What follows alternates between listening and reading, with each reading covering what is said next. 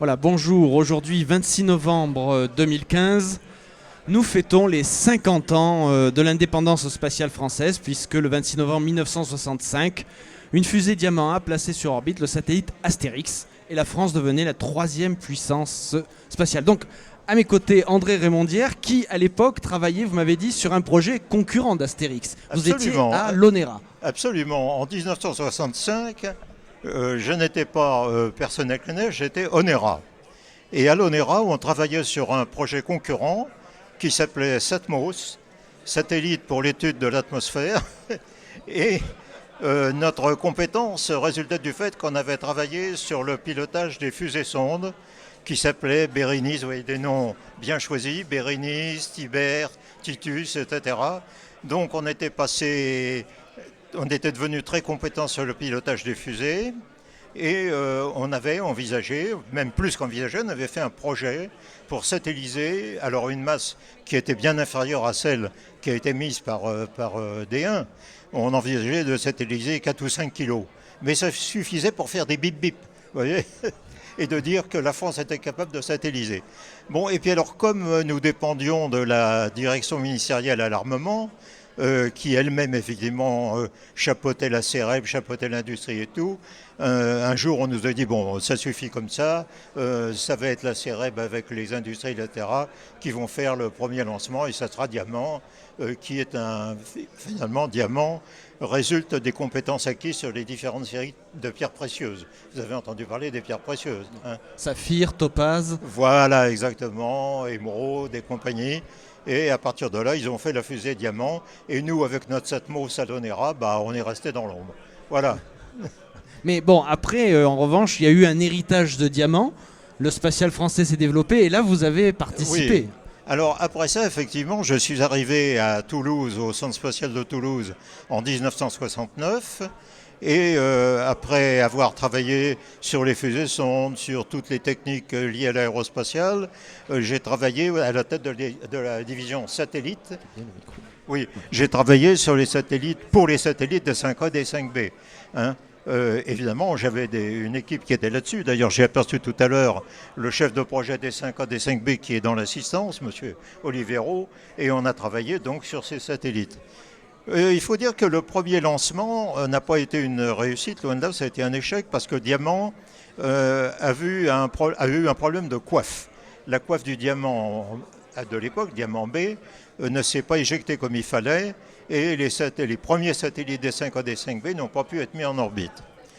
2 ans après, nous avons à nouveau relancé des 5A et des 5B parce qu'il y avait des modèles de rechange, et cette fois-là, la mise en orbite a été absolument parfaite. Alors quel était le but des 5A et des 5B ? Eh bien c'était essentiellement des satellites à caractère technologique, ce qu'on appellerait maintenant, dans le langage de maintenant, des démonstrateurs, hein. Et il faisait donc le lien entre ce qui se passait au niveau de la recherche, où on cherchait par exemple à faire fonctionner des micropropulseurs à hydrazine, hein, pour faire le contrôle des satellites, le contrôle d'attitude des satellites, et on les avait embarqués donc sur un des 2 satellites des 5A, des 5B. Et on a prouvé par ce vol réussi que ces propulseurs fonctionnaient très bien, et ensuite que ça pouvait être industrialisé. Vous voyez, c'est un petit peu dans le langage moderne de maintenant ce qu'on appelle un échelon sur la Technological Readiness Level. Hein, le TRL, le TRL, Technological Readiness Level, qu'on chiffre de 1 à 9, eh bien nous, on était peut-être, avec notre D5V, on était peut-être, ou c'était D5A je crois, on était peut-être à 4 ou 5, mais on a montré que ça marchait et qu'on pouvait passer à l'échelon industriel. Voilà. L'autre satellite embarquait un appareil de l'ONERA. Vous voyez, je me retrouvais avec des choses ONERA. Il s'agissait du micro-accéléromètre Cactus. Voilà.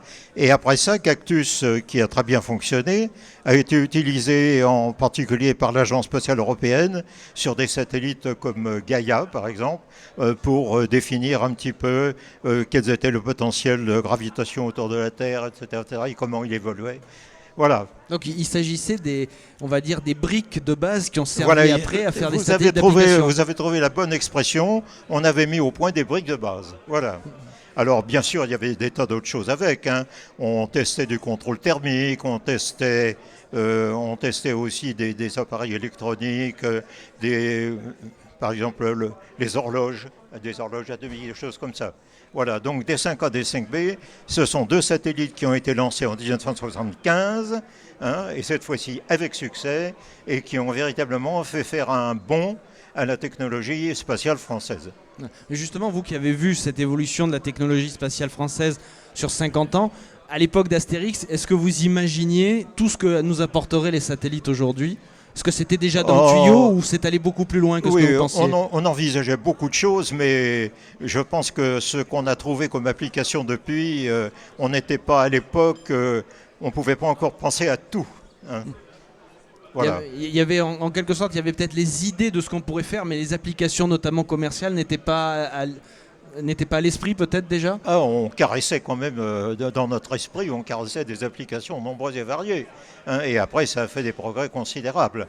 En particulier quand on est passé de la phase diamant à la phase Ariane, alors là, le champ s'est ouvert de façon très large. Oui, vous avez participé à la phase Ariane notamment. Alors après ça, c'est ça. Alors les derniers satellites diamants ont dû être lancés vers 75-76. Là, c'était plus du Sahara, c'était déjà du Centre spatial Guyane et les derniers diamants. Et alors, comme l'Agence spatiale européenne avait pris la décision de faire Ariane et d'en confier la maîtrise d'œuvre à la France, il y avait des problèmes de budget. On a dit on ne peut pas continuer en France à faire à la fois du diamant et puis de l'Ariane. Alors donc on a arrêté la série Ariane, après une série de 5 lancements bien réussis avec le diamant BP4. Et puis après ça, on est passé à Ariane. Alors Ariane, donc, comme vous le savez, le premier lancement a eu lieu une veille de Noël en 1979. Et il y a eu au début... les premiers lancements, il y a eu quelques problèmes, mais l'un dans l'autre, quand même, on est arrivé pratiquement au 10e tir avec un bon pourcentage de réussite, si bien que le président directeur général d'Ariane Espace a dit maintenant, on va ouvrir l'ère commerciale d'Ariane. Et c'est à ce moment-là que je suis arrivé. J'ai pris la relève d'ailleurs de Marius Lefebvre qui était là tout à l'heure auprès de vous. Et moi, je suis arrivé en Guyane au 1er janvier 1986 et j'ai été là pour 33 lancements d'Ariane pendant 6 ans. On a terminé sur un rythme les dernières années de 8 lancements par an. À 8 lancements par an. Oui. Mon premier lancement, ça a été spot numéro 1. Le premier spot, avec un retentissement effectivement. Oui, satellite d'observation de la Terre. En février 86, voilà. Oui, parce que pour bien faire comprendre le passage de diamant à Ariane, on n'est plus du tout dans la même catégorie au niveau de masse satellisée. C'est énorme, oui, absolument. En gros, c'est en une quinzaine d'années qu'on est passé de 42 kilos. Ariane, c'est la tonne, on en parle. Hein. On n'est plus dans les mêmes gammes de masse mises en orbite. Et puis par ailleurs, on n'est plus aussi forcément dans les mêmes types de trajectoires. Par exemple, Spot était lancé sur une trajectoire polaire qui passait au-dessus des pôles, alors que les lancements de satellites de télécommunications sont sur une orbite géostationnaire, comme vous le savez. Oui, à 36 000 km. Donc voilà. Donc avec Ariane, on a vu se multiplier les possibilités, surtout que au milieu de mon séjour en Guyane, en 88, on est passé sur Ariane 4. Alors là, l'élément nouveau, fondamental, ça a été la souplesse pour s'adapter aux besoins des clients. Hein. Parce que jusque-là, Ariane était avec ses étages bien définis. Et puis, suivant que les clients voulaient lancer un satellite de 1000 kg ou un satellite de 2500 kg, il fallait prendre le même Ariane à peu près, quoi.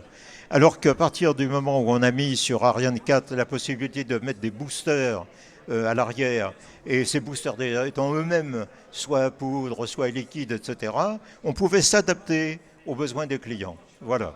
Oui. Eh bien écoutez, merci beaucoup, ce témoignage qui résume un peu 50 ans d'aventure spatiale française, de Diamant avec Astérix, quarantaine de kilos, à Ariane avec son grand succès commercial qui amène des satellites de télécommunications à 36 000 km. Merci beaucoup.